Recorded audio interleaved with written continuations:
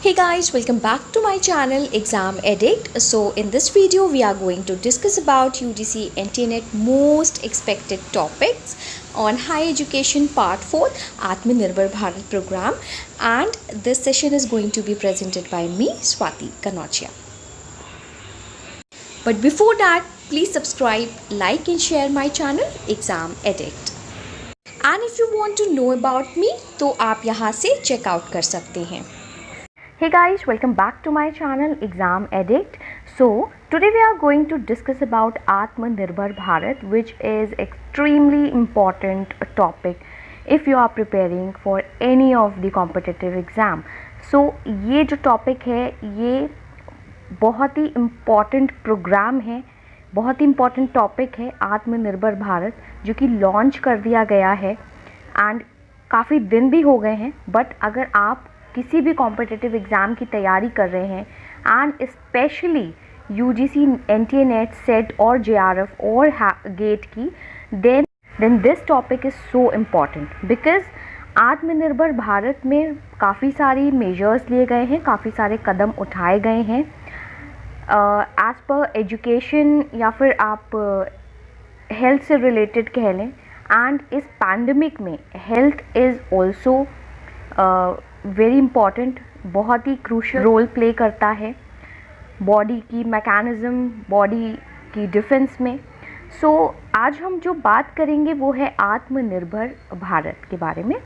So moving on, before आत्मनिर्भर भारत अभियान was announced, central government had taken several measures to keep the economy afloat, such as allocation of Pradhan Mantri Garib Kalyan package. Also, RBI had taken various measures to ease the liquidity situation. Various sector-wise measures announced as part of आत्मनिर्भर भारत. सो जैसा कि आप देख रहे हैं कि इस pandemic में केसेस सामने आए हैं इंडिया में, धीरे धीरे उनमें नंबर्स हैं उनमें बहुत ज़्यादा बढ़त हुई है, बड़े हैं वो नंबर. सो उसकी वजह से देखें आप कि जितने भी वर्कर्स हैं उनका जो काम है, जो भी ऑर्गेनाइजेशंस हैं, चाहे वो गवर्नमेंट ऑर्गेनाइजेशंस हों चाहे वो नॉन गवर्नमेंट ऑर्गेनाइजेशंस हों, सारी की सारी शट डाउन कर दी गई थी. सो उसकी वजह से इकोनॉमी में हमारी जो हमारी आर्थिक व्यवस्था है तो उसमें काफ़ी इफ़ेक्ट हुआ है ना. हमारी जो इकोनॉमी है हमारे देश की उसमें काफ़ी इफ़ेक्ट हुआ है एंड वो लिक्विडिफाई होने लगी. कहीं ना कहीं हमारी जो इकोनॉमी है वो धीरे होने लगी एंड उससे हम सबको सफ़र करना पड़ा है और अभी भी सफ़र करना पड़ रहा है. सो आत्मनिर्भर भारत अभियान, ये जो एक प्रोग्राम है वो सेंट्रल गवर्नमेंट ने लॉन्च किया है. ठीक है. सो दिस आप समझ सकते हैं, आत्मनिर्भर भारत का मतलब है कि सेल्फ डिपेंडेंट इंडिया. ओके, जो अपने ऊपर डिपेंड रहे, ना कि किसी और के ऊपर डिपेंड रहे. तो काफ़ी सारे कदम उठाए गए हैं ताकि जो इकोनॉमी हमारी धीरे धीरे की घुल रही है सो उसको बैलेंस आउट करने के लिए ये प्रोग्राम को लॉन्च किया गया था. एंड उसके पहले भी इस आत्मनिर्भर भारत अभियान के लॉन्च होने के पहले भी काफ़ी सारे प्रोग्राम्स, काफ़ी सारी स्कीम्स लॉन्च की गई हैं, जैसे कि प्रधानमंत्री गरीब कल्याण पैकेज. प्रधानमंत्री गरीब कल्याण पैकेज भी लॉन्च किया गया है. आरबीआई ने भी कुछ बहुत सारे ऐसे कदम उठाए हैं, मेजर्स लिए हैं to ease the liquidity situation. जो हमारी इकोनॉमी लिक्विडिफाई हो रही है उस सिचुएशन में बदलाव लाने के लिए, चेंजेस लाने के लिए काफ़ी सारे आरबीआई ने भी एंड हमारी सेंट्रल गवर्नमेंट ने भी काफ़ी सारे मेजर्स लिए हैं. नाउ बात करते हैं आत्मनिर्भर भारत की. सो आत्मनिर्भर भारत जब लॉन्च किया गया है तो उसमें हेल्थ एंड एजुकेशन, इस पैकेज, ये जो आत्मनिर्भर भारत प्रोग्राम है, इस पैकेज में हेल्थ एंड एजुकेशन से रिलेटेड जो भी मेजर्स हैं मैं वो आज डिस्कस यहाँ पर करने वाली हूँ. हेल्थ एंड एजुकेशन आपके एग्ज़ाम के पर्सपेक्टिव से बहुत इम्पॉर्टेंट टॉपिक है. सो आज मैं हेल्थ एंड एजुकेशन की फील्ड में जो भी मेजर्स लिए गए हैं अंडर आत्मनिर्भर भारत प्रोग्राम पर डिस्कशन करने वाली हूँ. So health and education play a critical role in human development. जैसे कि हम सब जानते हैं कि जो मनुष्य का जो विकास होता है, जो ग्रोथ होती है, ह्यूमन ग्रोथ होती है, हेल्थ एंड एजुकेशन बहुत ही वाइटल रोल प्ले करता है.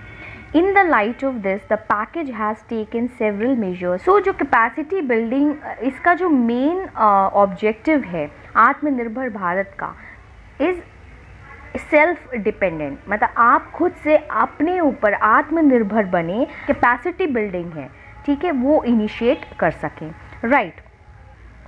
Forms and enablers announced for the health sector, इसके लिए कौन कौन से कदम उठाए गए हैं? So step taken so far for COVID-19 containment. Right, the first point is COVID-19 emergency response and health system preparedness package of rupees 15,000 crore for state governments and union territories. So union territories and state government के under में COVID-19 emergency response health system prepare किया गया है, and ये जो package है 15,000 करोड़ का है, right, for state government and union territories के लिए। The money to be used to develop COVID-19 hospitals, buying personal protective equipment, setting up of laboratories, procurement of essential medical supplies. So जो COVID-19 hospitals को develop करने के लिए, right, ये जो पैसे हैं 15,000 करोड़ का जो ये सम है वो यूज़ किया जाएगा पर्सनल प्रोटेक्टिव इक्विपमेंट्स के लिए, कोविड-19 हॉस्पिटल्स के लिए, लेबोरेटरीज जितनी भी होंगी उनको सेटअप करने के लिए, एंड जितनी भी असेंशियल मेडिकल सप्लाईज होंगी उनको देने के लिए, right. Now leveraging information technology, यहाँ पर हमने आईटी को भी कुछ कदम उठाए हैं, आईटी का भी यूज़ किया है, that is rolling out of e Sanjeevani tele consultation services. तो यहाँ पर सेंट्रल गवर्नमेंट ने आत्मनिर्भर भारत के अंडर में, यानी हेल्थ जो फील्ड है, हेल्थ की फील्ड है, उसके अंडर में e Sanjeevani tele consultation services भी रोल आउट किया हुआ है, right. Now capacity building through virtual learning modules, namely iGOT platform and Aarogya Setu app. This is for capacity building through virtual learning modules. आप यानी IT का use करके virtual सीख कर कैपेसिटी बिल्डअप कर सकें through iGOT platform and Aarogya Setu app, right, for self assessment and contact tracing. कि corona यानी कोविड-19 से जो भी ग्रसित हैं, जो भी सफ़र कर रहे हैं, उनको आप ट्रेस कर सकते हैं इन ऐप्स के ज़रिए, एंड सेल्फ असेसमेंट भी कर सकते हैं, कुछ सिम्टम्स तो नहीं है आपको कोविड-19 के, and etcetera etcetera, right. So moving on, the third point is Amendment Diseases Act to protect health workers from public harassment. So बहुत सारे ऐसे हेल्थ वर्कर्स हैं जिनको पब्लिक हैरेसमेंट झेलना पड़ रहा है, फेस करना पड़ रहा है, so उसके लिए भी एक अमेंडमेंट निकाला गया है, that is epidemic diseases act. कौन सा अमेंडमेंट है? एपिडेमिक डिजीजेस एक्ट, जिसके इस अमेंडमेंट के according violence against health personnel is a non bailable offence. तो यहाँ पर जो भी हेल्थ पर्सोनल यानी जो हेल्थ वर्कर्स हैं उन अगेंस्ट में उनके वॉयलेंस किया जाएगा, सो ये नॉन बेलेबल ऑफेंस होगा, जो पनिशमेंट होगा ये नॉन बेलेबल होगा, यानी इसकी बेल नहीं होगी। It can cause the perpetrator up to 7 years in jail. तो आपको 7 साल की सज़ा भी हो सकती है अगर आपने हेल्थ वर्कर्स जो भी हैं, डॉक्टर्स, नर्स या जो भी हेल्थ वर्कर्स हैं, उनको आपने अगर हैरेस किया, right. So moving on, ensuring adequate provision for personal protective equipment, that is PPE। ये आपको ध्यान रखना है, इस फुल फॉर्म को याद कर लीजिए, बिकॉज काफ़ी टाइम ये भी पूछा जा सकता है, बिकॉज ये बहुत वाइटल रोल प्ले कर रहा है इस टाइम पे। सो ensuring adequate provision for personal protective equipment PPE. According to government data, domestic manufacturers of PPE have risen from 0 to more than 300. So अब आप देखेंगे कि जो PPE है वो ज़ीरो, उसका कहीं ना कहीं नंबर जो था वो ज़ीरो था, एंड वो कम से कम मतलब 300 के ऊपर ही हो गया है, and they have already supplied 51 lakh PPEs की बात अगर मैं करूँ कि तो बहुत लोगों को नहीं अगर समझ में आ रहा है, तो आपने न्यूज़ चैनल या न्यूज़पेपर्स में देखा होगा, जो डॉक्टर्स हैं वो पूरा प्रोटेक्शन ले रहे हैं, एक उनका पूरा प्रोटेक्टिव इक्विपमेंट है, उनका पूरा यूनिफॉर्म है प्रोटेक्शन के लिए कोविड-19 से, तो वो PPE है, right. And 87 lakh mask 87 lakh mask, 0.08 crore hydroxy chloroquine HCQ tablets भी डिस्ट्रीब्यूट की गई हैं, right. Moving on, increased investment in public health. So public health में अब ज़्यादा से ज़्यादा इस प्रोग्राम के अंडर में इन्वेस्टमेंट किया जाया है। Public expenditure on health will be increased, include investment in grass root health institutions. So यहाँ पर अगर हम बात करें कि हेल्थ, जो पब्लिक हेल्थ में जो भी इन्वेस्ट किया जा रहा है वो ग्रास रूट हेल्थ इंस्टीट्यूशंस को बनाने के लिए किया जा रहा है। इसके अंडर में preparing India for any future pandemics, कि कोविड-19 के अलावा भी अगर कोई भी पैंडमिक अगर आता है फ्यूचर में तो उसके लिए इंडिया प्रिपेयर रहे।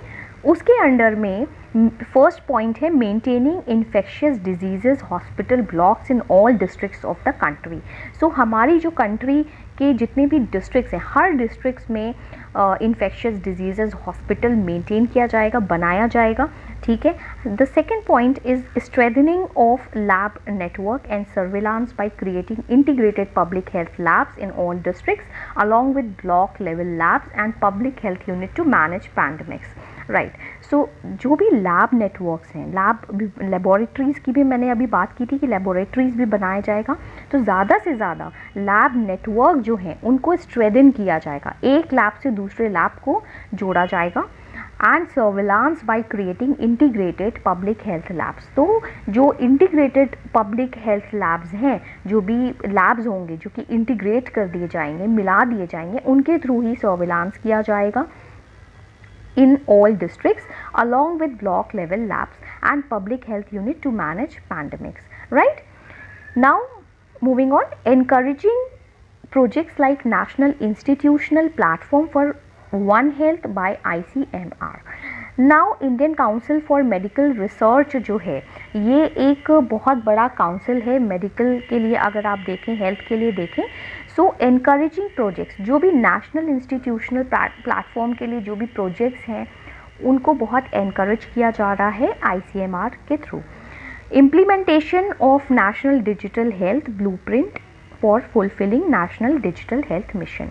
नाउ जो भी नेशनल डिजिटल हेल्थ का ब्लूप्रिंट भी बनाया, इम्प्लीमेंट किया जाएगा इसके अंडर में, सो दैट नेशनल जो हमारा जो नेशनल डिजिटल हेल्थ मिशन है उसको हम फुलफिल कर सकें। नाउ एजुकेशन सिस्टम में भी ऐसे ही कुछ इनेबलर्स एंड रिफॉर्म्स लिए गए हैं, कुछ मेजर्स लिए गए हैं, कुछ कदम उठाए गए हैं, हम उनकी बात करते हैं। Online education system operating during कोविड-19। सो कोविड-19 में सारा का सारा एजुकेशन सिस्टम जो है with either it is school of a college of a university, जितना भी एजुकेशन सिस्टम है वो वर्चुअल हो गया है, ठीक है, वो ऑनलाइन हो गया है। सो इसके अंडर में 12 new Swayamprabha DTH channels to be added in addition to 3 channels that were already earmarked for school education। जैसा कि पहले ही 3 channels already थे, right, already थे for school education। Now for virtual learning के लिए, for online education के लिए Swayamprabha DTH channels new add कर दिए गए हैं। 12 नए स्वयंप्रभा DTH चैनल्स को ऐड कर दिया गया है और 3 चैनल्स तो ऑलरेडी थे, right. To support and reach those who do not have access to internet. देखिए हर कोई जो भी डिजिटली, आप कह सकते हैं कि अभी इंडिया डिजिटली डिवाइड है, राइट। बहुत सारे ऐसे लोग हैं जिनको फैसिलिटीज़ नहीं है इंटरनेट यूज़ कर सकें, या फिर अगर उनके पास इंटरनेट है, उनकी फैसिलिटीज़ हैं, तो वो उतना कैपेबल नहीं है कि इंटरनेट को पूरी तरीके से अच्छे से यूज़ कर सकें। सो उस डिजिटल डिवाइड को प्रिक्योर करने के लिए सारे के सारे बहुत ऐसे रूरल एरियाज़ हैं जो कि फार फ्लंग एरियाज़ हैं जहाँ पर इंटरनेट एक्सेस नहीं है, बट वहाँ पर टीवी है। सो टीवी है तो हम वहाँ पर एजुकेशन उन टीवी चैनल्स के थ्रू भी दे सकते हैं। इसीलिए इस प्रोग्राम के अंडर में 12 न्यू स्वयंप्रभा DTH चैनल्स को लॉन्च किया गया है फॉर ऑनलाइन एजुकेशन, जो भी इंटरनेट की फैसिलिटीज़ नहीं है या फिर एक्सेस नहीं कर पा रहे हैं। बहुत सारे ऐसे फार फ्लंग एरियाज़ हैं जहाँ पर फैसिलिटीज़ नहीं है इंटरनेट की, बिकॉज़ वहाँ पर नेटवर्क इशू है, ठीक है।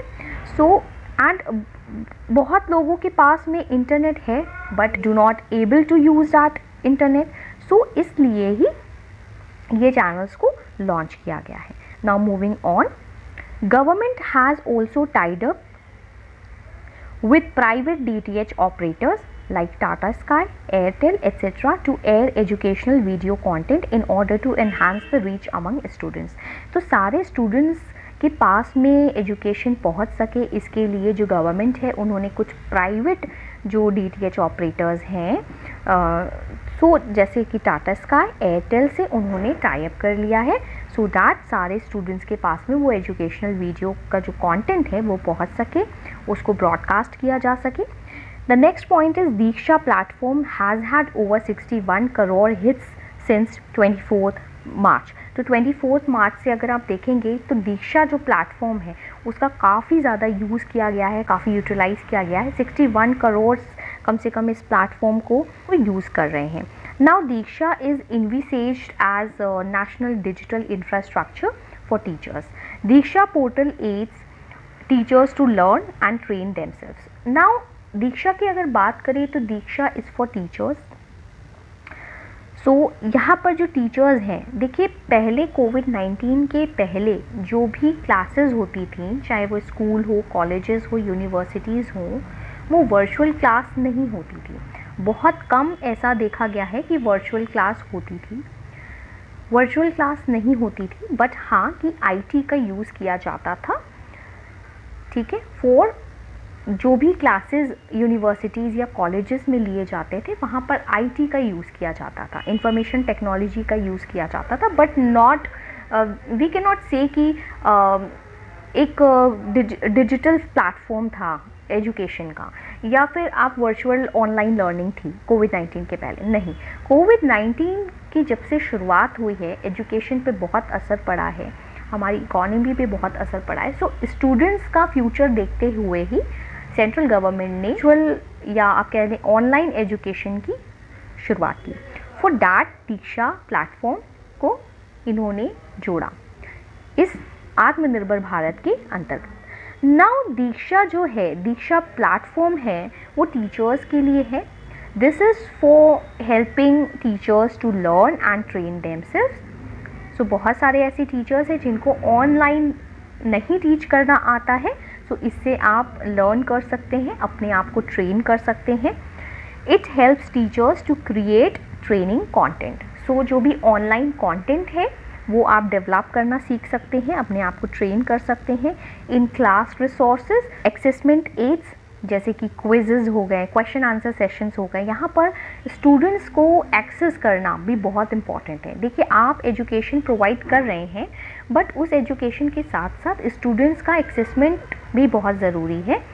आपको कैसे पता चलेगा, टीचर को कैसे पता चलेगा कि जो उन्होंने पढ़ाया है, जो भी क्लास ली है, स्टूडेंट्स have understood that, तो उसके लिए assessment is also necessary.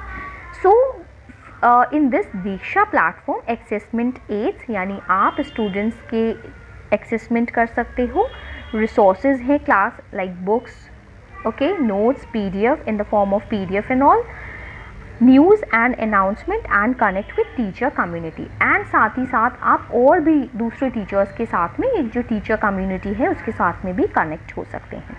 Next point is 200 new text books have been added to e Pathshala. आप देखें कि जो ई पाठशाला है उसमें भी 200 न्यू टेक्स्ट बुक्स का ऐड किया गया है, 200 न्यू टेक्स्ट बुक्स ऐड किया गया है so that students can leverage that textbooks in their education, ठीक है।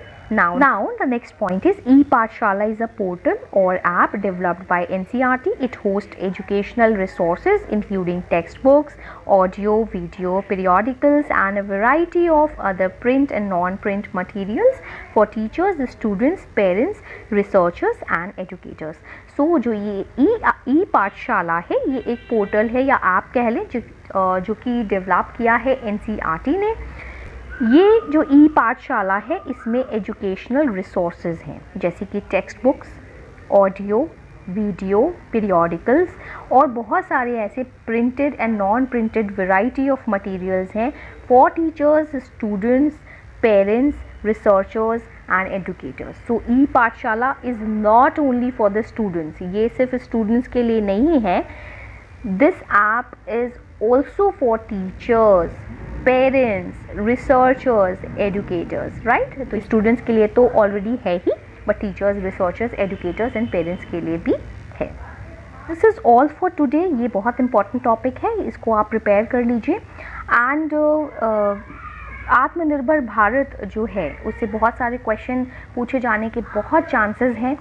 सो this is all for today. And अगर आपने मेरा प्रीवियस वीडियो लेक्चर नहीं देखा है, so those videos are also very important, वो आप देख लें. Thanks for watching. Thanks for watching. Please subscribe, like and share to my channel Exam Addict.